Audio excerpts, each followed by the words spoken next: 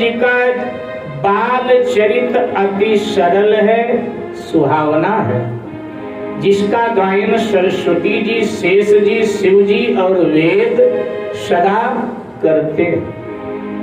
ये कहकर गोस्वामी जी ने अपने श्री राम कथा को मौलिक मोड़ दे दिया। कहते हैं कि ये सब चरित गाकर मैंने कह दिया, अब आगे की कथा मन लगाकर सुनो, थोड़ा सावधान हो।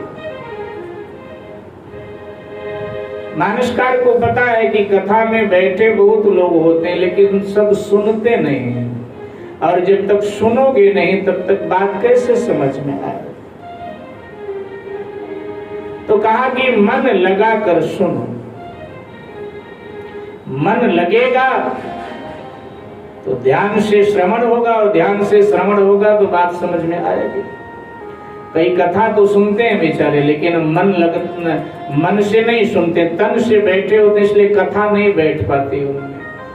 आप कथा में बैठे हैं अच्छी बात है, लेकिन कथा आप में बैठ जाए भी बहुत अच्छी बात है, बहुत अच्छी। एक माता जी थी, यहाँ की नहीं थी, मालवीय नगर की। यहाँ की माताएं जो बहुत भक्त हैं, श्रद्धावान, कहीं और की थी।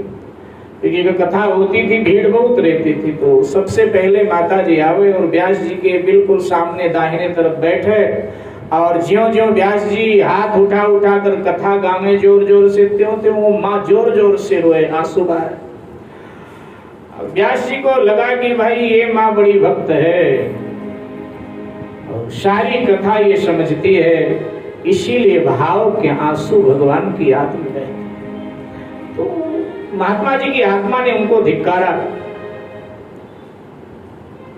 अपने आप को महात्मा जी धिक्कारने लगे कि इतने साल हो गए मुझे कथा गाते गाते, न जाने कितनी बार दशरथ मरण की कथा कही, राम वनवास की कथा कही, सीता जी की विदाई की कथा कही, लक्ष्मण शक्ति की कथा कही, लेकिन आंसू नहीं आए आंखों में, आंसू। और ये माँ है, देखो भगवान की याद में रोती।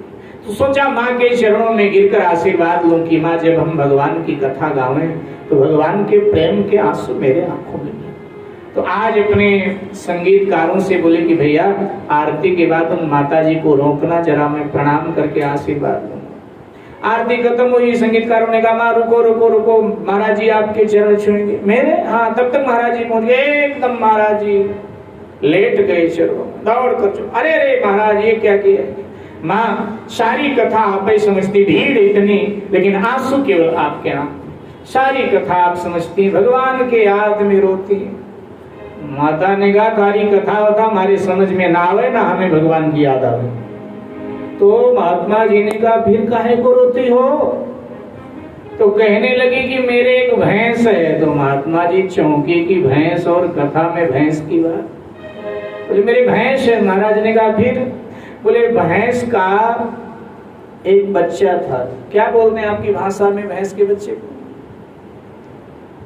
दिल्ली में तो भैंस होती ही नहीं है लोगों के घरों में। हाँ, कट्टा, कटड़ा। अच्छा ठीक। तो कहती है कि मेरे भैंस का एक कटड़ा था, तो 3 दिन पहले वो बीमार हुआ। अब पशु चिकित्सक को दिखाया, पशु डॉक्टर को दिखाया, उसने इलाज बहुत किया लेकिन बचा नहीं। चिल्ला चिल्ला कर मर गया। तो महाराज जब आप मुंह फाड़ फाड़ के चिल्लाते हो ना, तो मुझे अपने भैंस के बच्चे की याद आती है कि उसकी बीमारी महाराज को कहां से लगी। ऐसे वो चिल्ला चिल्ला के मर गया, ऐसे महाराज चिल्ला चिल्ला के मर जाएंगे, फिर कथा अधूरी रह जाएगी। तो हम तो उस चक्कर में रोते हैं, बाकी ना थारी कथा समझ में आवे, ना भगवान की याद में हम रोए। तो इसीलिए गोस्वामी जी ने कहा कि आगिल कथा सुनहु